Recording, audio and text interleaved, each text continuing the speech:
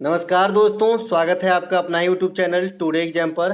दोस्तों, जैसा कि अब इसे सीजीएल के लिए प्रैक्टिस सेट की जो है वीडियो चलाई जा रही थी, इसके तहत ये अगली वीडियो आप लोगों के लिए जिसमें आपको ओरिजिनल क्वेश्चन के साथ मैं पढ़ाने आया हूँ। ये जो है आपका 5 मार्च 2020 को एसएससी सीजीएल टीयर 1 में पूछे गए जीके जीएस के प्रश्नों को हम यहाँ पर के देखेंगे। आपको बिल्कुल नहीं घबराना है। मैं सिर्फ क्वेश्चन आंसर कराने नहीं आया हूं कि जिससे कि आपको 25 प्रश्न करा के मैं निकल जाऊं, ऐसा नहीं है। मैं आपको सभी प्रश्नों से रिलेटेड एक्स्ट्रा फैक्ट दूंगा, जैसे कि आज तक आपको देते आया हूं। तो एक्स्ट्रा फैक्ट पे विशेष बल देंगे, बाद बाकी पीडीएफ तो आप सभी के पास अवेलेबल रहते ही है। तो चलिए शुरू कर लेते हैं आज का ये वीडियो।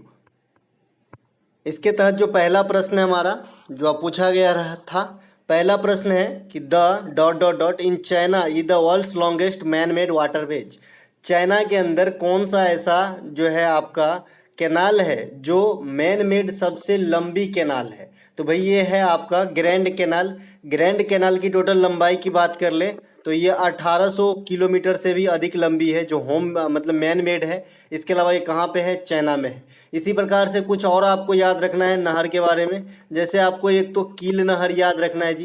कील नहर किसको किसको जोड़ती है, ये क्वेश्चन बार बार पूछा जाता है। तो कील नहर जो है ये उत्तरी सागर से बाल्टिक सागर को जोड़ने का काम जो है आपका कौन करता है? कील नहर करता है। तो एक तो ये ध्यान रखेंगे। एक आपका स्वेज नहर याद रखना है। स्वेज नहर जो है ये लाल सागर से भूमध्य सागर को जोड़ती है। लाल सागर प्लस भूमध्य सागर को जोड़ती है, तो इनको भी ध्यान रखना है। और एक इसी फॉर्म में आपका पूछा जाता है पनामा नहर, है ना। तो पनामा नहर जो है ये आपका किसको किसको जोड़ते हैं? तो पनामा नहर प्रशांत महासागर से, है ना, प्रशांत महासागर से अटलांटिक महासागर को जोड़ने का काम कौन करता है? तो पनामा नहर करता है। तो भाई ये तीनों नहर को एक्स्ट्रा विशेष मतलब एक्स्ट्रा फैक्ट में जो है जरूर ध्यान रखेंगे कि किसको किसको जोड़ने का काम करता है। एक चीज और पूछ देता है कि जो ये स्वेज नहर है, स्वेज नहर का राष्ट्रीयकरण कब हुआ था? तो स्वेज नहर का राष्ट्रीयकरण आधुनिक टाइम में 1956 में हुआ था। और कौन करवाए थे? तो कर्नल नासिर करवाए थे। कर्नल नासिर मिस्र के नेता थे, है ना। तो इन्होंने जो है आपका स्वेज नहर का राष्ट्रीयकरण करवाए थे 1956 में। वैसे स्वेज नहर बन के तैयार हुआ था आपका 1869 में। ठीक है। टोटल लंबाई भी पूछी जाती है स्वेज नहर का, ये काफी इंपोर्टेंट नहर है इसीलिए। तो इसकी टोटल लंबाई 164 से 168 किलोमीटर के बीच में जो भी आपका ऑप्शन रहेगा उसको टिक करके आइएगा, क्योंकि कहीं कहीं 164, कहीं 165, कहीं 166, कहीं 168 ऐसा जो है आपको लिखा मिलेगा। ठीक है। तो इस क्वेश्चन से आपको इतनी एक्स्ट्रा बातें जरूर ध्यान रखना है। क्या क्या आपने यहाँ पे सीखा? एक तो सीखा कि भाई चाइना के अंदर मैन मेड सबसे बड़ी जो मतलब वाटरवेज है ये कौन सी है? तो ग्रैंड कैनाल इसका नाम है। इसके अलावा आपने कील नहर किसको जोड़ता है, स्वेज नहर किसको जोड़ता है, और आपका एक और पूछा गया था पनामा नहर किसको जोड़ता है, ये सीखे आपने, है ना। इसके अलावा स्वेज नहर की राष्ट्रीयकरण कब हुई, कब बन के तैयार हुआ, कितनी लंबी है, ये सब आपने इसमें देखा। चलते हैं अगले प्रश्न की तरफ। ठीक है। अगला प्रश्न है हमारा, depreciation is an annual allowance for the wear and tear of, है ना। तो ये क्या होती है भाई? कैपिटल गुड्स, है ना। मूल्यह्रास समझते हैं ना, कैपिटल गुड्स, है ना। उसी प्रकार से इसी अंदाज में आपको एक चीज और याद रखना है कि ये जो आपका फिजिकल डिफिसिट होता है, जिसे हिंदी में राजकोषीय घाटा कहते हैं, तो राजकोषीय घाटा का भी कई बार पूछ देता है कि भाई क्या होता है। मतलब ऐसा पूछा जाता है कि प्राप्त आय में से कुल व्यय को घटाने के बाद यहाँ पे जैसे डॉट डॉट डॉट किया है तो आपको भी छोड़ देगा डॉट डॉट डॉट, तो आपको चुनना होगा, है ना। तो राजकोषीय घाटा कहते हैं इसे, या फिजिकल डिफिसिट कहते हैं किसको? कि मान लीजिए जो आय केंद्र सरकार को प्राप्त होती है और जितनी व्यय है, तो आय में से, है ना, आय में से व्यय को घटा देंगे, और जो घाटा में जाता है कि भाई आय कम प्राप्त हुआ और व्यय ज्यादा हो गया तो उसे राजकोषीय घाटा कहा जाता है। लेकिन इसमें उधार को नहीं जोड़ा जाता है, ये बात भी ध्यान रखेंगे। उधार जो है ना उसको नहीं जोड़ा जाता है फिजिकल डिफिसिट निकालते समय। ठीक है। इसके अलावा अगला जो हमारा प्रश्न है, the head quarter of the board of control for cricket in India, जो बीसीसीआई है ना, इसे तो हम आम भाषा में भारतीय क्रिकेट कंट्रोल बोर्ड बोल देते हैं। यहाँ पे जो इसका ओरिजिनल, इसका अगर फुल फॉर्म आप लिखेंगे, the board of control for cricket, इस प्रकार से लिखना पड़ेगा। ठीक है। तो बीसीसीआई लोकेटेड इन, तो भाई इसका हेड क्वार्टर कहाँ पे है? बीसीसीआई का हेड क्वार्टर तो ये आपका मुंबई के अंदर बीसीसीआई का हेड क्वार्टर है। जो हरा वाला है ना दोस्तों, वो जो है आपका आंसर है। ठीक है। तो बीसीसीआई का हेड क्वार्टर कहाँ है? मुंबई के अंदर है। बीसीसीआई की स्थापना कब होती है? 1928 में होती है। बीसीसीआई के प्रथम प्रथम अध्यक्ष कौन बने थे? तो ग्रैंट गोवन। कौन बने थे? ग्रैंट गोवन। आपके CHSL में पूछा गया ये क्वेश्चन है ना। BCCI के वर्तमान अध्यक्ष कौन है? रोजर बिन्नी। कौन है? रोजर बिन्नी। किसका स्थान लिए हैं ये? तो रोजर बिन्नी स्थान लिए हैं सौरव गांगुली का। ठीक है, तो ये सभी बात आपको ध्यान रखना है BCCI के बारे में, है ना। ये भारत में जो है कई सारे जो है आपका घरेलू सीरीज का जो ऑर्गेनाइज करती है। इसके अलावा अगला जो हमारा प्रश्न है, Alai Darwaza the southern gateway of the Quwwat ul Islam mosque in Delhi was constructed by, है ना। ये अलाई दरवाजा जो है ये आपका दक्षिणी गेट है किसका? कुब्बत उल इस्लाम मस्जिद का, जो कहाँ पे है? दिल्ली के अंदर है। तो ये किसके द्वारा बनवाया गया था? कंस्ट्रक्ट किया गया था। तो भैया ये है अलाउद्दीन खिलजी। अलाउद्दीन खिलजी किस वंश से हैं? तो ये आपका भैया नाम से स्पष्ट है, खिलजी वंश से है। अलाउद्दीन खिलजी को क्या कहा जाता है? सिकंदर ए सानी कहा जाता है। क्या? सिकंदर ए सानी, यानी खुद को सेकंड सिकंदर मानता था ये। ठीक है, इसके अलावा अलाउद्दीन खिलजी हजार खंभा महल, हजार खंभा महल जो है, हजार खंभा महल ये आपका अलाउद्दीन खिलजी बनवाए हैं। सीरी का किला ये भी अलाउद्दीन खिलजी बनवाए हैं, और अलाई दरवाजा ये भी अलाउद्दीन खिलजी बनवाए हैं। ठीक है, ये तो अलाउद्दीन खिलजी के बारे में हो गया। अब ये कुब्बत उल इस्लाम मॉस्क्यू कहाँ पे है? दिल्ली में है। तो ये कहाँ पर है दिल्ली के अंदर? तो आप बताएंगे कि ये कुतुब मीनार के पास है ना, कुतुब मीनार के पास है। ठीक है, कुतुब मीनार बनाने का नींव किसने रखा था? तो कुतुबुद्दीन ऐबक ने रखा था। ये बात भी आपको पता होगा, जो गुलाम वंश या ममलूक वंश के स्थापना भी किए थे 1206 में, और सल्तनत पे प्रथम वंश थे यही गुलाम वंश, जिसके संस्थापक कुतुबुद्दीन ऐबक है। कुतुबुद्दीन ऐबक का भी अपना एक उपनाम है भाई। इनका उपनाम था लाख बख्श। लाख बख्श मतलब लाखों का दान देने वाला। कुतुबुद्दीन ऐबक की मृत्यु घोड़े से गिरकर चौगान खेलते समय हुई, ये भी पूछा जाता है ना। तो ये कुतुब मीनार के नींव रखे थे, लेकिन इन्होंने बनाने का श्रेय किसको दिया गया? क्योंकि ये तो 1210 में मर गए। कौन? कुतुबुद्दीन ऐबक। इसके बाद इनको बनाने का श्रेय यानी पूरा करवाने का श्रेय जो है ये इल्तुतमिश को दिया गया। इन्होंने पूरा करवाया कुतुब मीनार का काम। ठीक है, इसके बाद में फिरोज शाह तुगलक भी इसमें कुछ और भी ऐड करवाए, लेकिन नींव रखने का जो है ऐबक को और बनाने का श्रेय इल्तुतमिश को दिया जाता है। ठीक है, दिल्ली में एक और इस प्रकार का है मकबरा, हुमायूं का मकबरा।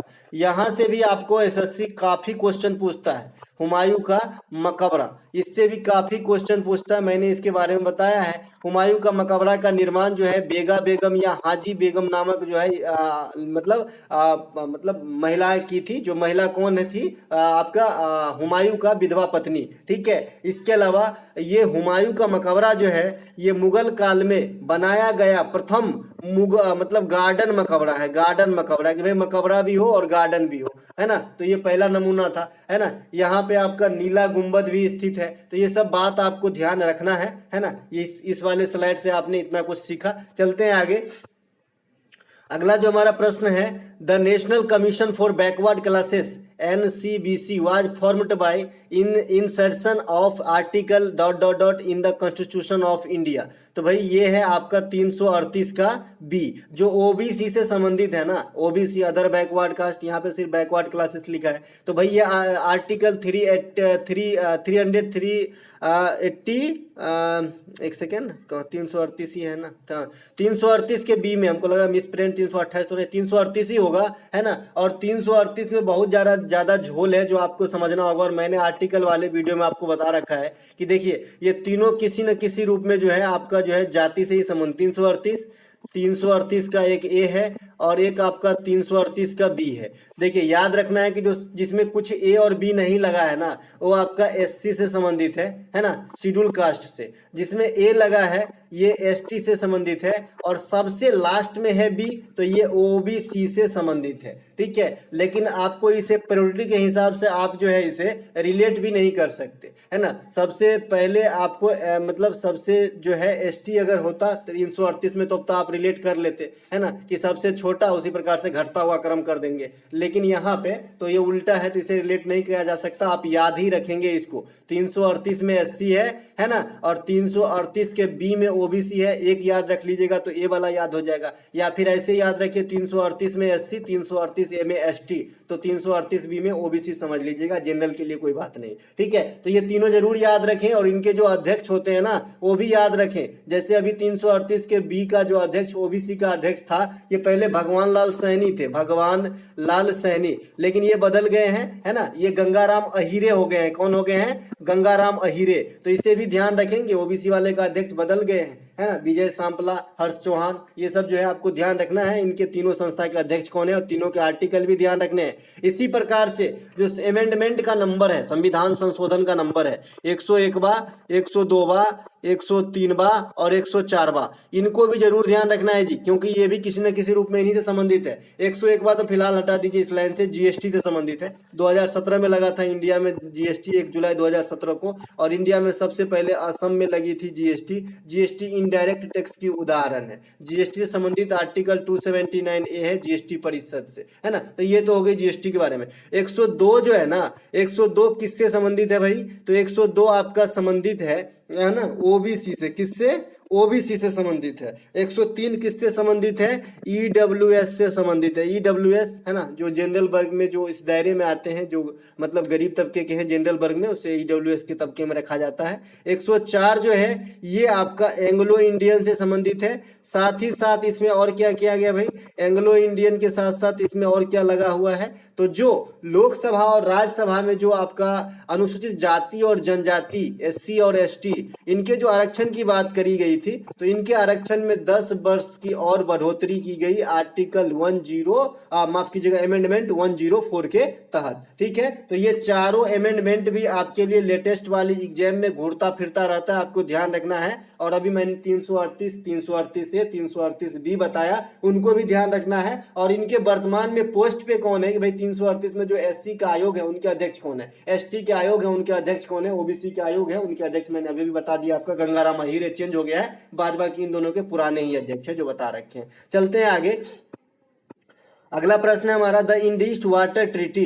The Indus water treaty was send between India and Pakistan on. मैंने जो आपका सिंधु नदी समझौता है उस पे भारत और पाकिस्तान के बीच कब समझौता किया गया या फिर हस्ताक्षर किए गए? यहाँ पे साइन का चर्चा है तो हस्ताक्षर कहना पड़ेगा, हस्ताक्षर किए गए। तो ये किया गया था आपका 1960 ईस्वी में। कब किया गया था? 1960 ईस्वी में, है ना। 1960 में जो है किया गया था। नहीं किया होता तो आप समझते ही हैं कितना लड़ाकू बम है, तो दिन रात तो लड़ाई होता रहता, तो हम काम कब करते भाई, है ना। इसीलिए जो है समझौता करके एक जो है फैसला ले लिया गया। इस फैसले में क्या कहा गया कि जो झेलम है, जो आपका पश्चिमी पाकिस्तान की तरफ की जो नदियां हैं, झेलम, सिंधु, चिनाव, है ना, ये जो 3 नदी है, झेलम है, सिंधु है ना, सिंधु ये आपका मोहनजोदारो के करीब मतलब बगल में है सिंधु नदी, और एक आपका है चिनाव नदी। इन तीनों नदियों पे जो है अधिक अधिकार किसके हैं? अधिक अधिकार है पाकिस्तान के। तो ऐसा नहीं है कि हमको पूर्णतः वंचित कर दिया है, ऐसा नहीं है। हम इसके वाटर का यूज कर सकते हैं, हम इससे बिजली भी प्रोड्यूस कर सकते हैं, लेकिन इसकी जो है दिशा को मोड़ना या फिर इस पे बांध बनाना, है ना, बांध बना के दिशा मोड़ना, इस प्रकार से हम इस पे जो है कदम नहीं उठा सकते हैं, है ना। इसके अलावा जो पूर्वी साइड की नदी है इनके रिलेशन में, तो पूर्वी साइड कौन सा पड़ जाएगा? सतलज पड़ जाएगा और ब्यास पड़ जाएगा। सतलज, ब्यास और रावी के भी कुछ पार्ट पड़ जाएंगे। ठीक है, तो सतलज और ब्यास, इस पे ज्यादातर अधिकार जो है किसको हिस्से में आ गया? इंडिया के हिस्से में, कि ज्यादातर जो है इस पे मतलब किसका मतलब ये रहेगा मालिकाना हक तो इंडिया का रहेगा। तो ज्यादातर हम इस पे कानून बनाते हैं। और ऊपर के जो 3 नदी आप देख रहे हैं इस पे पाकिस्तान का पलड़ा भारी है। ये कब लिया गया था निर्णय? 1960 में। कौन से समझौता? है ना, सिंधु वाटर समझौता के तहत। ठीक है, कब हुआ था? 1960 में। चलते हैं आगे। इसके अलावा अगला प्रश्न हमारा, आर होमोजीनियस मिक्सचर ऑफ 2 और मोर कंपोनेंट्स। 2 और 2 से ज्यादा कंपोनेंट्स की जो मिक्सर होती है उसे हम क्या कहते हैं? सॉल्यूशन कहते हैं। क्या कहते हैं? सॉल्यूशन कहते हैं। इसी फॉर्म में एक चीज और आपको याद रखना है, जो पहला ऑप्शन आपका अमलगम्स दिख रहा है, अमलगम तो कुछ होता नहीं, तो पारा का जो है ये है ना। इसके अलावा जो इमल्सन है इसे पायस कहते हैं। इमल्सन के कई बार उदाहरण पूछे जाते हैं कि भाई ये क्या होता है, कौन सा इमल्सन है, कौन सा जो है पायस है, कौन सा कोलाइड है, कौन सा निलंबन है, आपसे पूछा जाता है ना। इसके अलावा एक इंजाइम है, इंजाइम जानते ही है, शरीर में होती है ना, और इंजाइम कई काम आते हैं। तो ये तो यहाँ पे सॉल्यूशन हो गया आंसर। इस फॉर्म में आपको हवा को रिलेट करके एक चीज जरूर याद रखना है। आपसे पूछा जाता है कि हवा क्या है? जो हवा है या फिर वायु है ये क्या है, तो आपको बताना होगा कि हवा जो है ये मिश्रण है। क्या है, ये मिश्रण है। ये कई दफा क्वेश्चन आया एग्जाम के अंदर कि हवा क्या होती है, तो मिश्रण है। ठीक है, तो इसे भी ध्यान रखेंगे। इसके अलावा अगला प्रश्न हमारा, which of the following is not located in Orissa. दिए गए में से कौन से जो है उड़ीसा में नहीं स्थित है, इस प्रकार से क्वेश्चन पूछा गया है। पहला है मयूरभंज एलिफेंट रिजर्व। ये तो है, मयूरभंज नाम से स्पष्ट है क्योंकि मयूरभंज जगह का नाम है जो उड़ीसा में है।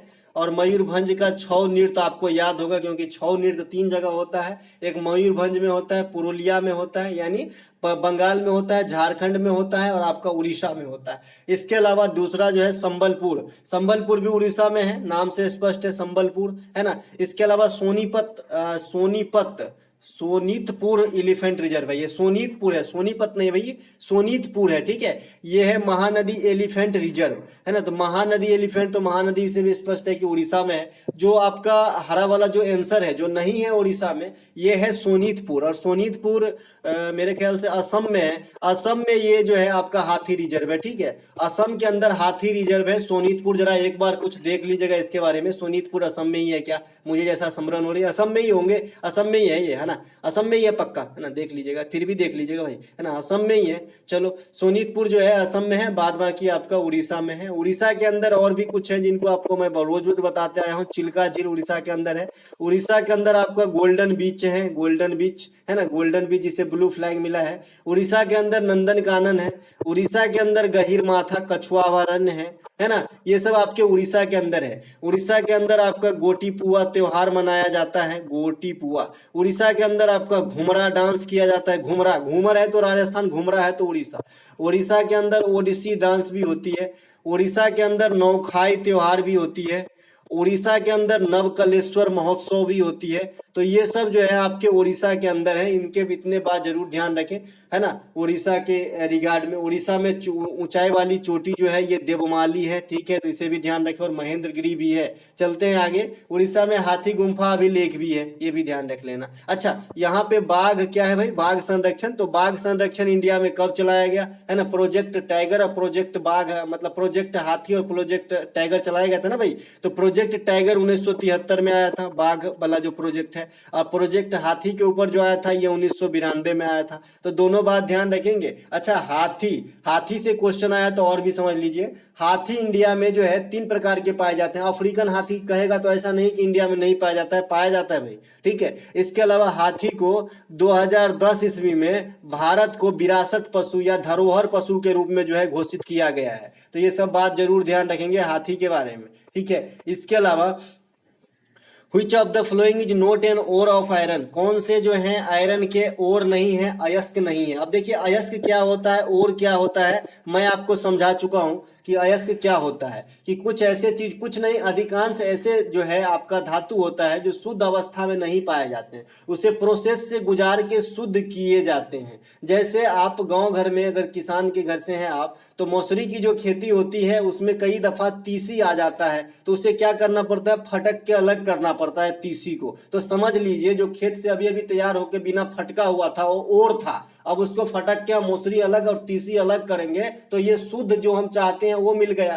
तो उसी प्रकार से ओर होता है। ओर जो होता है यह अशुद्ध होता है, इसे शुद्ध करना पड़ता है कोई चीज मिला के या फिर कई प्रोसेस से रिफाइन करके। ठीक है, तो ओर जो है इसमें से लोहा का कौन सा नहीं आपसे पूछा जा रहा है। ऑप्शन है सीडेराइट, क्यूपराइट, हेमेटाइट और मैग्नेटाइट। आंसर से आप दिख ही रहा होगा कि क्यूपराइट जो है ये लोहा का अयस्क नहीं है। बाद बाकी सीडेराइट, हेमेटाइट, मैग्नेटाइट ये तीनों के तीनों लोहा का ओर है। वर्तमान में लोहा का उत्खनन सबसे ज्यादा उड़ीसा के बादाम पहाड़ी में हो रही है, तो इसे भी ध्यान रखेंगे।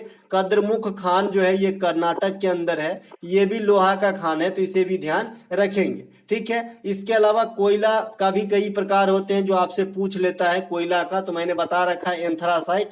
एंथ्रासाइट जो है ये कोयले में सबसे उच्च क्वालिटी की कोयला होती है एंथ्रासाइट। ठीक है, इसके अलावा बिटुमिनस है, लिग्नाइट है, पिट है, तो ये भी कोयले का फॉर्म है, इसे ध्यान रखेंगे। इसके अलावा ये जो क्यूपराइट है ये आपका कॉपर का अयस्क है। दादा किसका, कॉपर का अयस्क है, तांबा का अयस्क है, तो इसे भी ध्यान रखेंगे क्यूपराइट को। ठीक है, एक आपसे पूछ लेता है एग्जामिनर की सीने बार किसका अयस्क अयस्क है भाई, तो सिनेबार जो है ये पारा का अयस्क है, ठीक है, पारा का। इसके अलावा एक आपसे पूछा जाता है कि ये जो पिच ब्लेंड है ये किसका अयस्क है, पिच ब्लेंड, एक इस प्रकार से होता है पिच ब्लेंड। तो पिच ब्लेंड जो है ये आपका यूरेनियम का अयस्क है, तो इसे भी ध्यान रखेंगे। बाद बाकी अर्जेंटाइट वगैरह चांदी का अयस्क है। तो इस प्रकार से कुछ अयस्क हैं जो आपको ध्यान जरूर से जरूर रखना है। साथ ही साथ मैंने अयस्क को फार्मूला समझा दिया हूं, तो आपको एक चीज और समझना चाहिए। आपसे पूछा जाता है कि प्रकृति में कौन से ऐसे धातु हैं जो हमेशा मुक्त अवस्था में पाया जाता है, फ्री स्टेट में पाया जाता है। तो भैया मुक्त अवस्था में पाए जाने का मतलब शुद्ध ही प्राप्त होती है, यानी ओर के रूप में जनरली प्राप्त नहीं होती है। तो ये आपका है, एक तो है सोना एयू और एक है अर्जेंटम चांदी, है ना, औरम और अर्जेंटम। औरम कहते हैं सोना को, अर्जेंटम कहते हैं चांदी को। ये इनके सूत्र होते हैं, लैटिन भाषा वाला जो है मैंने नाम कहा औरम और अर्जेंटम। तो ये दोनों जो है हमेशा शुद्ध अवस्था में यानी मुक्त अवस्था में पाया जाता है, इनके ओर नहीं होते हैं, ठीक है, ये ध्यान रखेंगे। लेकिन जो आपका आभूषण वगैरह बनता है ये शुद्ध से नहीं बन सकती है, इसीलिए इसमें थोड़ी मात्रा में तांबा भी मिलाया जाता है, जिससे इसकी कैरेट में चेंजेस आती है, ठीक है। इसके अलावा अगला प्रश्न है हमारा, the Indian army is set to commission of the first batch of women soldier by year. Indian army ने जो वुमेन सोल्डर का जो आया था, तो ये कब भैया, तो ये आपका 2021 में, ठीक है। इस प्रकार से आपको ध्यान रखना है कि वुमेन वाला जो आया था ट्रूप वो कब आया था इंडियन आर्मी के अंदर, तो 2021 में बैच आया था, ठीक है। इसके अलावा इंडियन आर्मी से और भी कुछ आपको जरूर ध्यान रख लेना है। स्लाइड में आए हैं तो एक्स्ट्रा फैक्ट तो बताना पड़ेगा, तो बताऊंगा तो काम का ही बताऊंगा।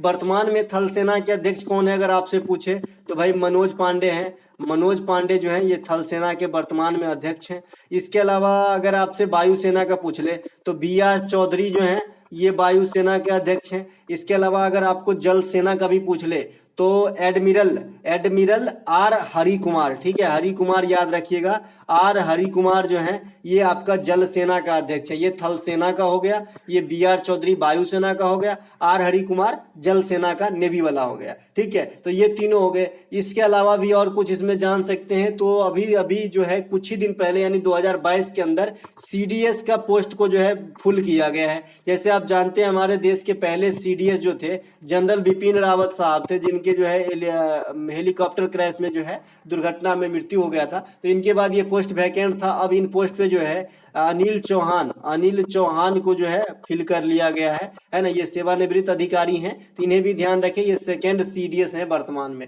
इसके अलावा सेना दिवस जो है आपका थल सेना दिवस 15 जनवरी को मनाया जाता है इंडिया के अंदर। इसके अलावा जो नेवी पावर है ये आपका 4 दिसंबर को मनाया जाता है। तो इस प्रकार से जो है आपको इस स्लाइड से कुछ ना कुछ जरूर ध्यान रखना है। इसके अलावा अगला प्रश्न हमारा, इंडिया ओन इट्स, है ना, ये तो काम नहीं आएंगे, ये उस समय के करेंट अफेयर थे कि भाई जो है South Asian football federation women's वाला जो लीग है उनको जीती थी उस समय। तो इस स्लाइड से मैं क्या आपको सिखा सकता हूं कि भाई जो ICC under 90 women world cup हुआ है ये 2023 के अंदर ही संपन्न हुआ। तो इसके विजेता कौन रहे, तो इंडिया रहे। और ये कैमा टाइटल था तो पहला टाइटल था, ये कैमा एडिशन था तो फर्स्ट एडिशन था।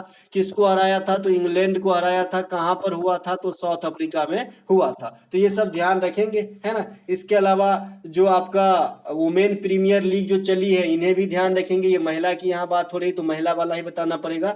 WPL के प्रथम विजेता कौन बने, मुंबई इंडियंस। किसे धोके, तो दिल्ली कैपिटल को धोके, है ना, यानी हरा के। तो रनर अप दिल्ली कैपिटल और विनर कौन रहे, मुंबई इंडियंस। से कैमा प्रतियोगिता था तो पहला ही प्रतियोगिता था। इसके अलावा जो फीफा महिला वाला होगा ऑस्ट्रेलिया और न्यूजीलैंड के होगा, तो इसे भी ध्यान रखेंगे, है ना। तो ये सब बातें जो है आपको ध्यान रखना है। इसके अलावा the Padma award are announced around every year. पूछा जा रहा है कि जो पद्म अवार्ड है वो किस समय में जो है लगभग आपको जो है वितरित किए जाते हैं या फिर अनाउंस्ड किए जाते हैं, ठीक है। तो भाई ये फिक्स है कि आपका जो रिपब्लिक डे होता है, जो आपका गणतंत्र दिवस होता है, 26 जनवरी होते हैं, इसी पे जो है जनरली इसकी जो है घोषणा की जाती है। कुछ विशेष बात हो जाए तो अलग बात है, लेकिन की जाती है जनरली उसी समय, ठीक है। तो यहाँ पे राइट आंसर रिपब्लिक डे सही है। इस बार अगर 2023 में जो घोषणा किए गए हैं रिपब्लिक डे के अवसर पे, कुल पद्म अवार्ड की बात करें तो 106 पद्म अवार्ड की जो है यहाँ पे घोषणा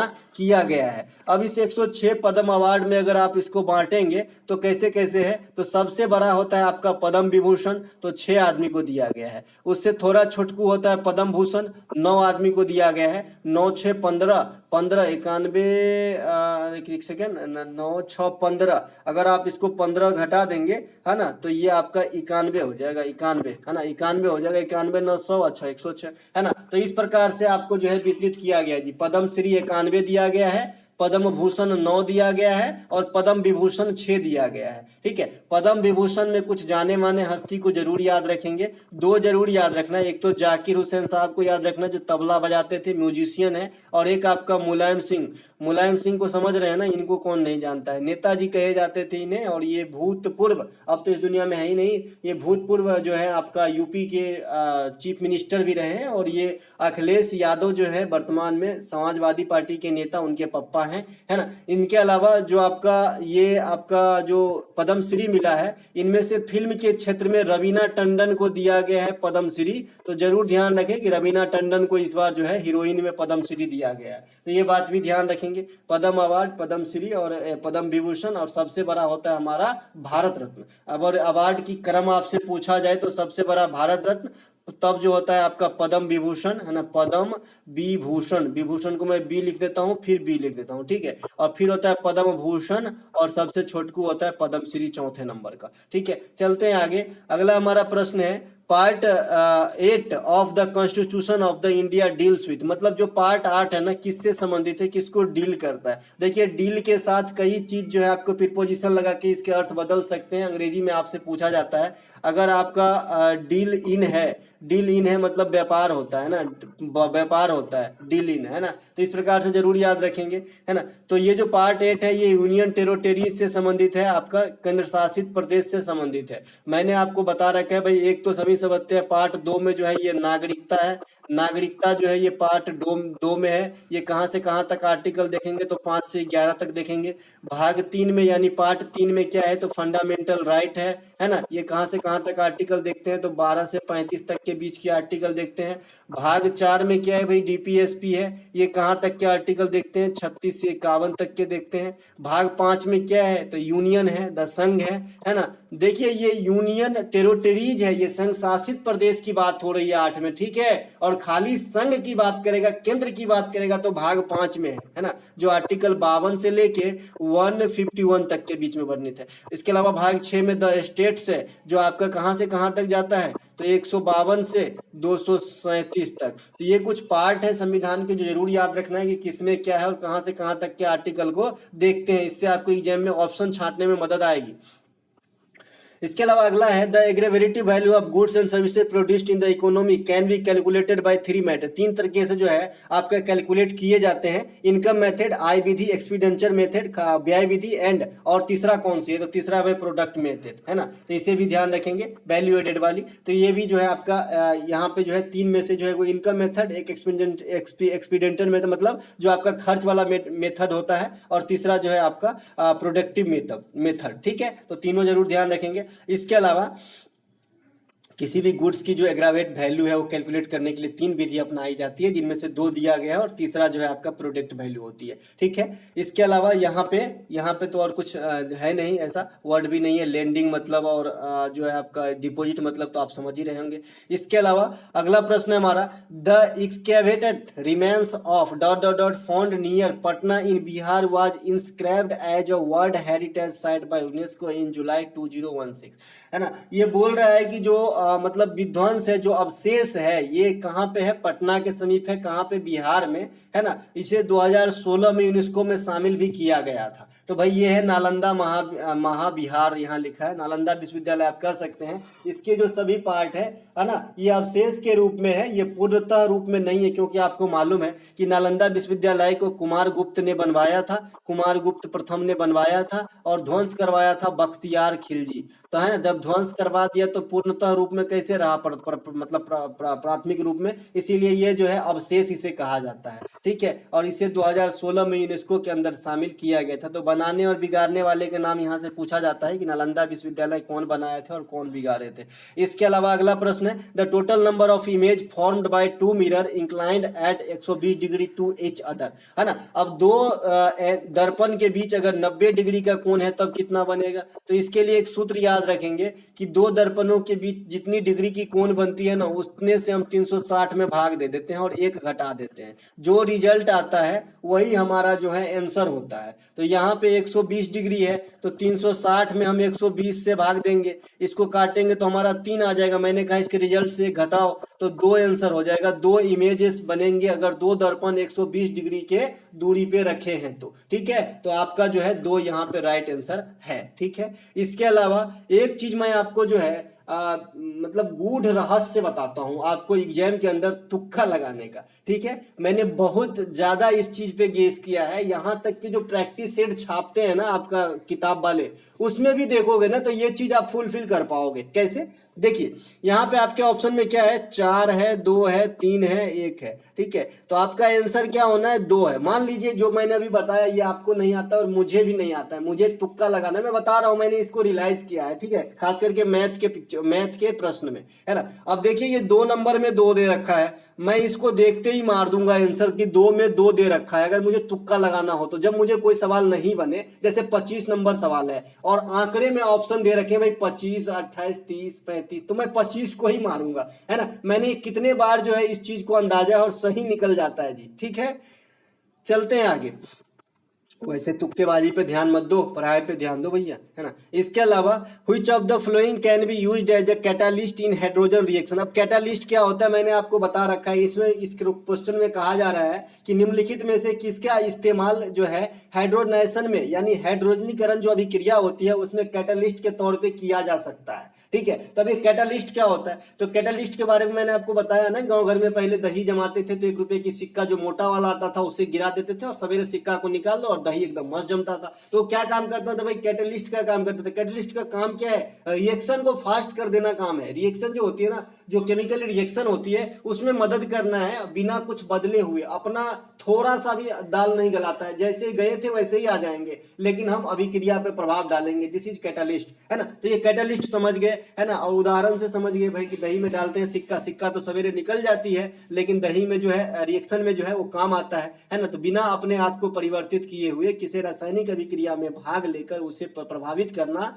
उसे कैटालिस्ट कहते हैं। ठीक है, अब हाइड्रोजनीकरण क्या होता है, हाइड्रोजनेशन क्या होता है, कई बार एग्जाम में आया है। तो जो आपने डालडा गांव घर में खरीदते हैं ना, डालडा पकवान बनाने के लिए, वो वनस्पति तेल से डालडा बनाने की प्रोसेस को जो है हाइड्रोजनीकरण कहा जाता है साधारण भाषा में। वैसे असंतृप्त संतृप्त में जाएंगे तो फिर घूमते रह जाएंगे, आपको समझने से मतलब है तो साधारण भाषा वाला समझ के आगे चलिए। ठीक है, तो ये है आपका हाइड्रोजनीकरण। उसी प्रकार से आपके एग्जाम में एक साबुनीकरण आता है, तो ये नाम से ही स्पष्ट है, साबुनीकरण में जो है साबुन बनाया जाता है। ठीक है, ये नाम से स्पष्ट है, लेकिन हाइड्रोजनीकरण में नाम से स्पष्ट नहीं है। ऐसा लग रहा है कि हाइड्रोजन का कुछ होता होगा, लेकिन ऐसा नहीं है। इसमें जो है वनस्पति तेल से घी बनाया जाता है, कृत्रिम घी, है ना। कृत्रिम घी, ओरिजिनल घी तो दूध से बनेगा भाई, है ना। तो ये कृत्रिम घी बनाया जाता है, यानी डालडा बनाया जाता है। तो इसमें जो है कैटालिस्ट के तौर पे कई सारे चीज का इस्तेमाल करते हैं, जिसमें सबसे फेमस आपका निकेल है। ठीक है, आपने किताब वगैरह में निकेल ही देखा होगा अधिकांश कि भाई निकेल का इस्तेमाल जो है हाइड्रोजनेशन में किया जाता है।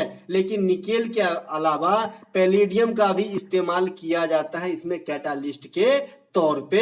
इसके अलावा पैलेडियम के अलावा आप प्लेटिनम का भी इस्तेमाल कर सकते हो, प्लेटिनम का भी इस्तेमाल इसमें हो सकता है। प्लेटिनम काफी महंगा है भाई। इसके अलावा प्लेटिनम के अलावा इरिडियम का इस्तेमाल भी कर सकते हो।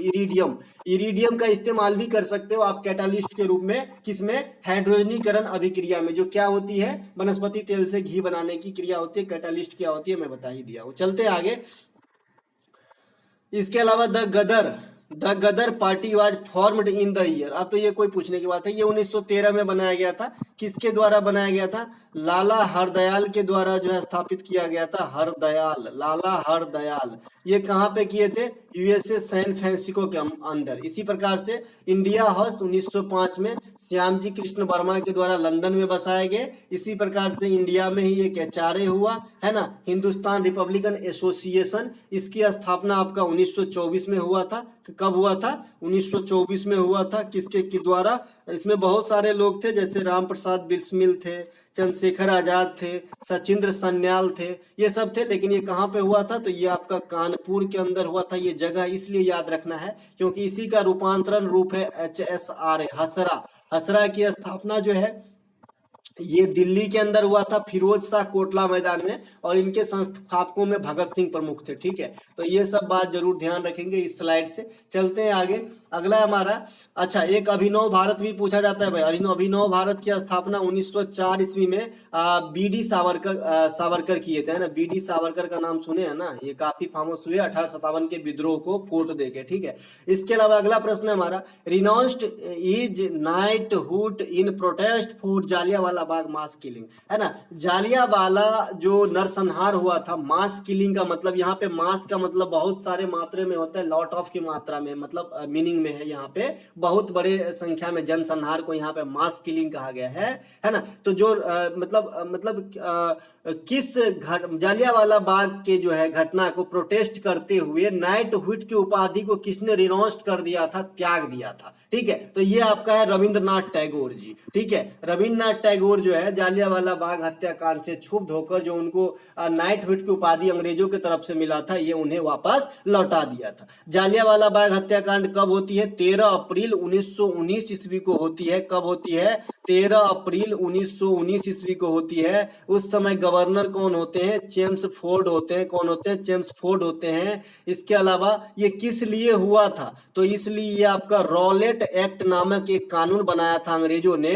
ये ऐसा खतरनाक कानून था कि जिस पे शक हुआ उसी को जेल ले चलो, है ना, जिसी को गिरफ्तार कर लो भैया। तो इसी के विरोध कर रहे कुछ नेता जिन्हें गिरफ्तार कर लिया था अंग्रेजों ने, और इस गिरफ्तारी को लेके कि आगे क्या किया जाए, कैसे चला जाए, लेके हम एक बैठक बुलाए थे। कहाँ पे? जालियांवाला बाग में, जो कहाँ पे है?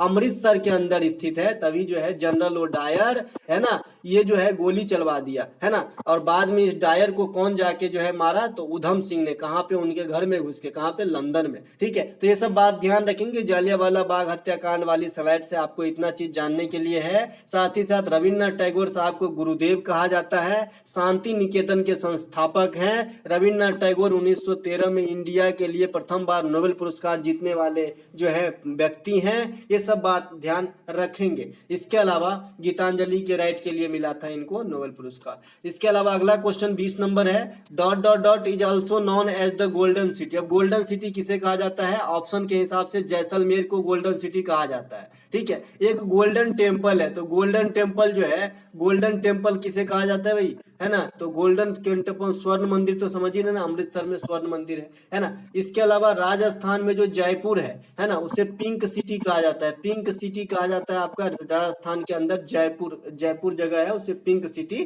कहा जाता है। तो ये बात भी ध्यान रखेंगे। ये तो राजस्थान से थोड़ा मोड़ा जानकारी था। इसके अलावा name of the first lieutenant governor of the union territory of Jammu Kashmir. तो फर्स्ट बने थे उस समय, क्योंकि ये जो है 20 में हुआ है ना, तो गिरीश चंद्र मुर्मू है। तो अभी जम्मू कश्मीर के लेफ्टिनेंट गवर्नर को पूछा जा सकता है, क्योंकि बहुत सारे जो है आपका लेफ्टिनेंट गवर्नर वगैरह चेंज हो गए हैं, और बहुत राज्य के राज्यपाल भी चेंज हो गए हैं। ठीक है, तो लेफ्टिनेंट गवर्नर के रूप में जम्मू कश्मीर में आजकल जो है आपका करंट से, इसको उस समय के हिसाब से मत देखिए, आज के हिसाब से देखिए।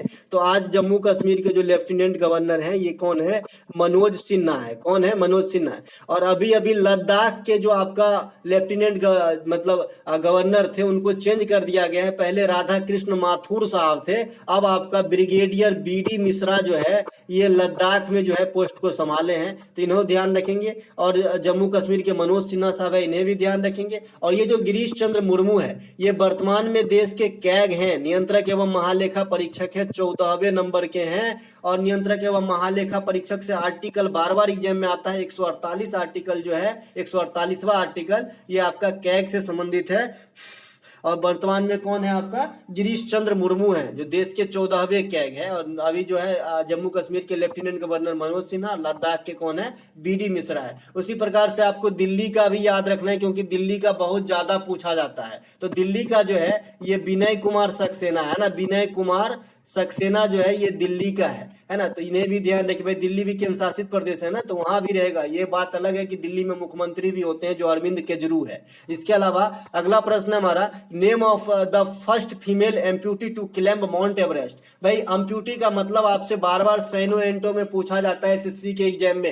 एम्प्यूटी मतलब होता है कि जिसका एक हाथ या एक पैर कटा हो, यानी जो विकलांग हो, जो डिजेबल्ड पर्सन हो, है ना, जो हैंडीकैप्ड हो। लेकिन उसमें नियम है कि अब ऐसा नहीं है कि आंख में खराब है तो उसे एम्प्यूटी कहेंगे, नहीं, वैसा ही होना चाहिए कि कुछ एक पार्ट कटा होना चाहिए, उसे एम्प्यूटी कहते हैं। ठीक है, ये आपके एग्जाम में वन वर्ड सब्स्टिट्यूशन में काफी बार आया है ना। तो इसमें पूछा जा रहा है कि कौन से इंडिया का फर्स्ट फीमेल है, मतलब महिला है, जो इस प्रकार की, मतलब जिनके एक हाथ या पैर कटे हुए हैं फिर भी जो है माउंट एवरेस्ट को क्लाइम किया, चढ़ा। तो ये है भैया अरुणिमा सिन्हा। सीख लेनी चाहिए इनसे हम लोगों को, है ना। इनकी मैंने एक बार देखा था, ये जोश टॉक पे ही है शायद, है ना। तो मैंने देखा था कि जब इनका एक्सीडेंट हुआ ट्रेन से, तो पटरी किनारे वो रात भर वहां पे जो है कटा हुआ जो है अपना लेके पड़ी रही, है ना। फिर भी जो है जब ठीक हुई तो इन्होंने जो है ऐसा हिम्मत बनाए, दाद देना होगा भाई, और एवरेस्ट की चढ़ाई कर ली, जो आम आदमी के लिए भी पॉसिबल जल्दी नहीं होता है। ठीक है, अगला जो है हमारा प्रश्न, अच्छा, एवरेस्ट के सतह पे चढ़ने वाली 2 बार जो है ये भारत की महिला, ये संतोष जाधव हैं, तो इन्हें भी ध्यान रखेंगे। इसके अलावा अगला प्रश्न है कि धर्मराज रथ, भीम रथ। देखिए कल मैंने इसको जो है खोज के आपको पढ़ाया था शायद किसी एक वीडियो में, है ना। यहाँ से क्वेश्चन आया है, तो क्वेश्चन जो है बराबर मतलब खोज के एग्जामिनर लाता है भाई। धर्मराज रथ, है ना, भीम रथ, अर्जुन रथ and Nakul Sahdev Rath are 4 of the Panch Rath at Mahabalipuram, what is the name of the 5th Rath. 4 दिया गया है जो महाबलीपुरम के 5 रथ है, जैसे मैंने कल ही बताया। इसमें से एक कौन सा मिसिंग है भाई, तो द्रौपदी रथ मिसिंग है। मैंने आपको कहा था कल कि इसमें आपका ऑप्शन में कर्ण रथ करके देता है और बोलता है कि निम्न में से महाबलीपुरम में कौन से रथ नाम से कोई भी जो है मंदिर नहीं है, तो कर्ण रथ नाम से कोई नहीं है, क्योंकि इनका नाम ही है पांडव रथ, है ना। पांडव रथ नाम है, तो भाई पांडव के जो भाई है, जो पांडव में थे, वैसे कर्ण भी पांडव के ही भाई थे अगर आप महाभारत देखेंगे तो। लेकिन हमको इतना डीपली नहीं जाना है, हम अध्यात्म की क्लास नहीं कर रहे हैं, हम यहाँ पे जनरल कंपटीशन में पास होने की बात सोच रहे हैं। तो जैसे भी जो याद रह पाता है अपने को करना है ना। तो जो पांडव के जो थे ना द्रौपदी के साथ 5 भाई, है ना, तो इनको इनके नाम पे बना है, लेकिन कर्ण के नाम पे नहीं बना है। तो क्वेश्चन 2 प्रकार से पूछे जाते हैं इससे कि निम्नलिखित में से किसके नाम पे कुछ नहीं है, या फिर जैसे ये क्वेश्चन एज इट इज पूछा गया है, सीजीएल का क्वेश्चन आप देख रहे हैं यहाँ पे, तो इनमें 4 नाम दिया गया है, वो नहीं दिया गया है। तो 5 कौन कौन से नाम है, वो तो द्रौपदी रथ है। और कल मैंने ये बताया था कि नकुल और सहदेव, इन दोनों के एक गो रथ है, मतलब इन दोनों के लिए एक गो घर अलॉट है, मतलब एक गो मंदिर, है ना। इसके अलावा आप अलग अलग भाई के लिए अलग अलग, जैसे धर्मराज कहा जाता है युधिष्ठिर को, है ना, भीम कहा जाता है भीम को, गदाधारी अर्जुन, तो 3 वही है, नकुल सहदेव चौथा हो गया, द्रौपदी 5वां हो गया, है ना। इसके अलावा अगला प्रश्न है, pernicious anaemia is caused by the deficiency of vitamin. जो आपका हार्मफुल है एनीमिया, ये किस विटामिन के कमी के कारण होता है। देखिए मैंने आपको बता रखा है भाई, एनीमिया जो है खून की कमी से होती है, चाहे खून की कमी आप किसी प्रकार से लाएं, है ना। लेकिन विटामिन में बात करेंगे तो विटामिन B12 साइनोकोबालामिन जिसे कहते हैं, साइनोकोबालामिन, है ना, साइनोकोबालामिन इसे कहते हैं, साइनोकोबालामिन। इसके कमी से आपका एनीमिया हो सकता है। और एनीमिया जो होती है इसमें क्या होती है, रक्त की कमी होती है। और जो साइनोकोबालामिन नामक विटामिन B12 है, इसमें कौन सी धातु होती है, तो कोबाल्ट धातु होती है, ये भी बता रखे हैं, है ना। विटामिन बी कॉम्प्लेक्स में बी में जो है 8 प्रकार की विटामिन होती है, तो ये बात भी आपको ध्यान रखना है। इसके अलावा विटामिन B1 के कमी से आपकी बेरी होती है। विटामिन आपका ए के कमी से आंख की सभी प्रकार की बीमारी होती है। विटामिन सी के कमी से स्कर्वी या त्वचा की रोग होती है। विटामिन डी की कमी से हड्डी की रोग होती है। विटामिन ई के कमी से जनन क्षमता में कमी होती है। विटामिन के कमी से ब्लड क्लॉट नहीं होते। तो ये सब मोटे मोटे तौर पे तो याद रखना ही होगा, तभी तो काम बनेगी। इसके अलावा इस वीडियो का ये लास्ट 25वां प्रश्न है दोस्तों। जैसा कि यहाँ पे जो प्रश्न है, द हैदराबाद फंड बाय, ये उस समय के करंट अफेयर है जो आपको नहीं पढ़ना है, है ना, उस समय के जो है ये करंट अफेयर है हैदराबाद के रिलेशन में। तो ये थे इस वीडियो का अंतिम प्रश्न। अगर आपको अच्छा लगा हो तो लाइक कर लेंगे, और आप मुझे इस वीडियो के बारे में पर्सनली बताएंगे कि कैसा लगा, क्योंकि मैं आज तक जो है क्वेश्चन टाइप करके अपने मन से आपको पढ़ाता आया। आज मुझे 3 या 4 प्रैक्टिस सेट की पीडीएफ कहीं से मिला है, तो मैं आपको पहला जो है आपके सामने परोस रहा हूं विथ एक्स्ट्रा फैक्ट। तो आप बताइएगा कि इससे मजा आया कि नहीं आया। मिलेंगे अगले वीडियो में। जय हिंद दोस्तों। एक